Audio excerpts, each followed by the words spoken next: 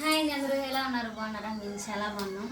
మా చేలో మేము కష్టపడి పండించిన బియ్యం అండి. అయితే దీనికోసం మేము ఎంత కష్టపడ్డామంటే అంత కష్టపడ్డాం. ఇవి పండించడానికి నిద్ర లేకుండా పెట్టుబడి పెట్టుకుంటూ మొత్తం సంపాదించాము. ఆయన అయితే చిన్న పని లేని తర్వాత చెప్తాను.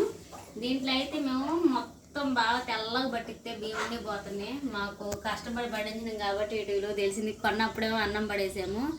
ఇంకా వీటి విలువ తెలిసినప్పుడు ఏం చేయాలి, జాగ్రత్తగా అంటే మొత్తం పట్టించుండు కొంచెం లైట్గా ఎట్లా మసల్లా కాకుండా మొత్తం పట్టించినా కానీ కొంచెం పైన ఎట్టుంది. ఇది కూడా పోతే ఇంకా అసలు బియ్యమే ఉండవు అనమాట. మరీ తెల్లగైంది కానీ ఈ విధంగా పట్టించేసుకున్నాం. ఇది కూడా రైస్ బాగుంది, తింటున్నా కొంచెం ఇంకా తినాలనిపిస్తుంది. నాకైతే చాలా బాగా నచ్చింది. ఇంకా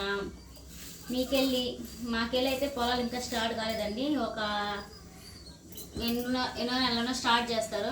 మేము ఒకవేళ వ్యవసాయం చేస్తే మాగాడి చేయొచ్చు చేయకపోవచ్చు అని తిండికైతే ఉంచుకున్న గింజలు అయితే ఇవన్నీ బీపీటీలు నాకైతే చాలా బాగా నచ్చినాయి.